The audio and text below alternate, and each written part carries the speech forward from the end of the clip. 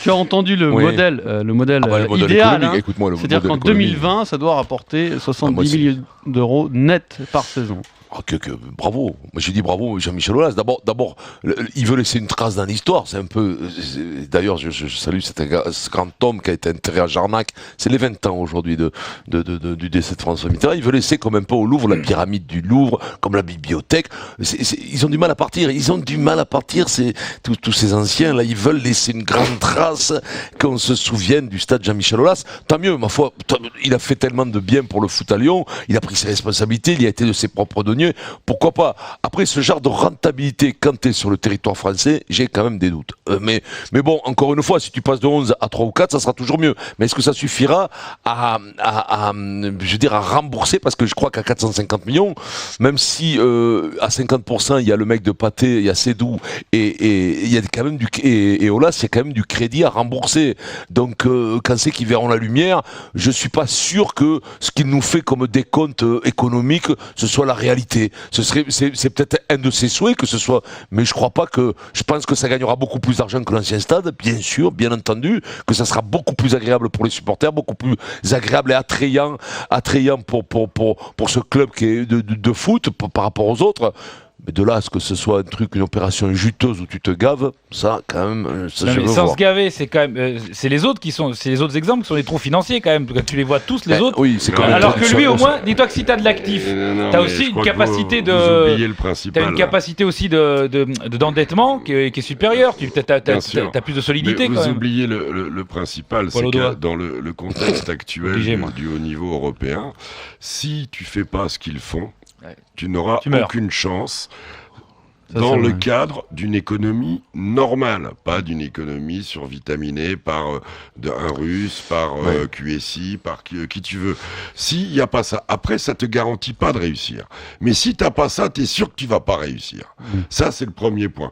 Après, Vincent, les jours de match, ça va représenter 2000-2500 emplois. Quand il y aura des grandes manifestations.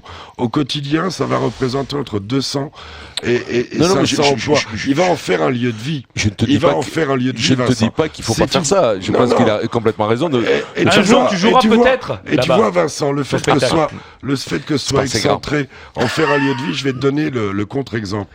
Il y a Jean Bouin. Et quand Jean Bouin est sorti, tout le monde était content. Jean Bouin, il n'est jamais plein. Jamais plein. Et il n'y a aucun lieu de vie en termes de marketing, de restauration autour qui se fait. Le port d'Auteuil, c'est une connerie, c'est ça le problème. Mais t'as quand même pas la même place, porte d'Auteuil, le mec carré, c'est pas tout à fait le même. Mais c'est ce que je te dis. Et le fait que ce soit à Dessines, tu peux pas te garer. Tu peux pas te garer. À Lyon, en tout cas, le fait que ce soit au large, ils vont faire un lieu de vie autour de ça. Et je connais bien le coin, moi. J'ai vécu dans ce coin-là. Et ils vont en faire un lieu de vie. Et c'est une chance. Alors après, ils réussiront pas.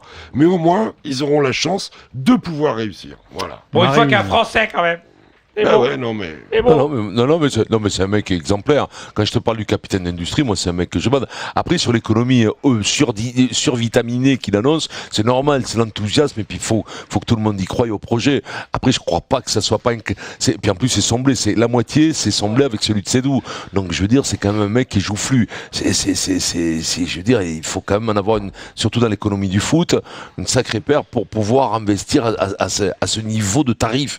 Bravo. Chapeau. Nous on y croit aussi. Tu crois toi, Maryse, t'y crois ou pas J'y crois, mais j'y crois dans le même sens que mon ami en rose. Tu sais quoi, Pierrot, c'est pas typique, t'aurais fait ça. Tu vois. Quand il aurait dit frérot là et tout ça là, tu vois, t'aurais jamais rien dit, t'aurais écrasé. T'aurais checké. T'aurais checké, ouais. Vas-y, Maryse.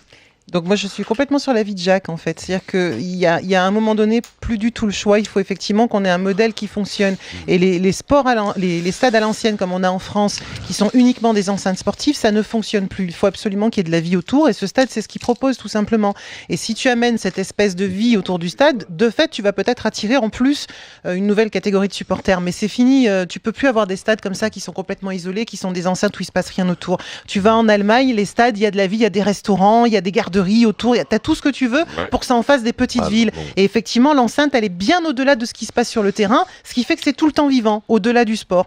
Et j'espère, en tout cas, je souhaite à Jean-Michel Aulas avoir réussi son projet autour de ce stade-là, quoi.